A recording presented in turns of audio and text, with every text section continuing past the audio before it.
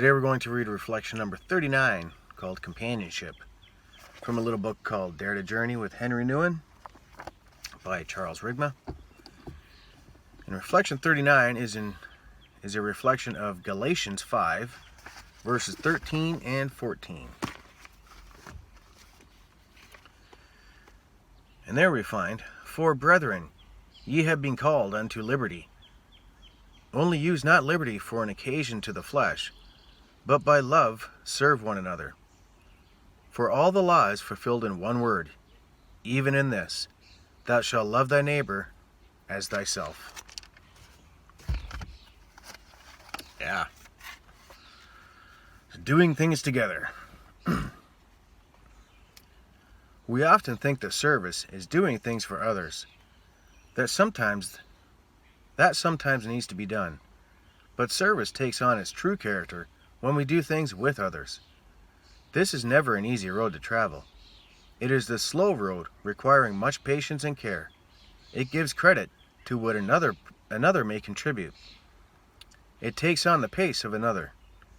We find it easier to do things for ourselves. We can then be our quick and efficient selves. We can then set the terms and conditions. We can then be available or withdraw when it suits us.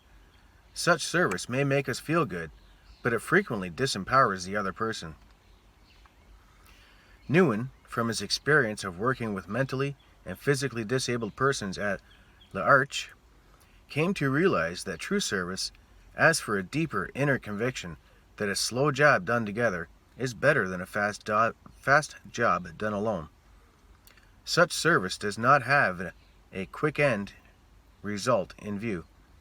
It has a process in view. It sees service as a joining with the other. It sees service as a companionship in walking a common road for a period of time. There is so much truth and so much knowledge and so much to learn from the Bible.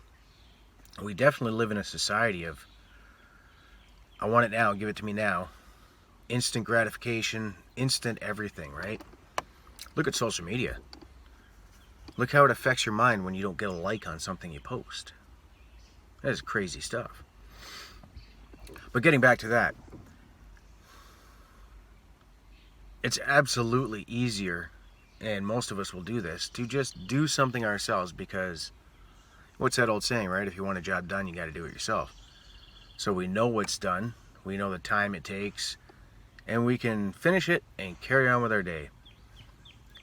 The hard part, if you have children, you can relate to this for sure. The hard part is helping somebody do something on their terms, in their time frame, with their view of what they want, not necessarily yours. That can be a struggle for sure. But it would definitely be a good way to learn to open up, right? If you can do that, or at least attempt it on a semi-regular basis. I'm working on that. As I mentioned before, I'm a huge loner, and I have been for a long time. When I do have people around, it's usually a very small circle. But over the past couple of years, I've met some pretty good people. And if it weren't for this whole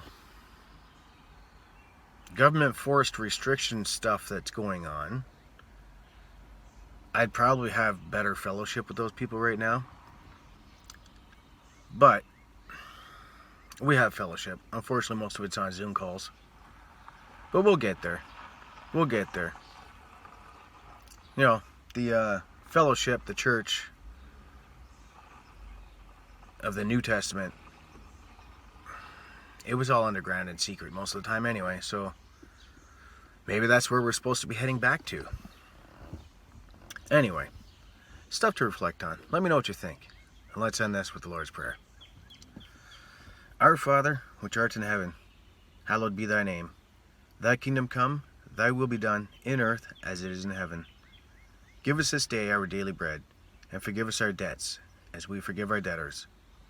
And lead us not into temptation, but deliver us from evil. For thine is the kingdom, the power, and the glory forever. Amen. All right, folks, I wish you a very blessed day. God bless.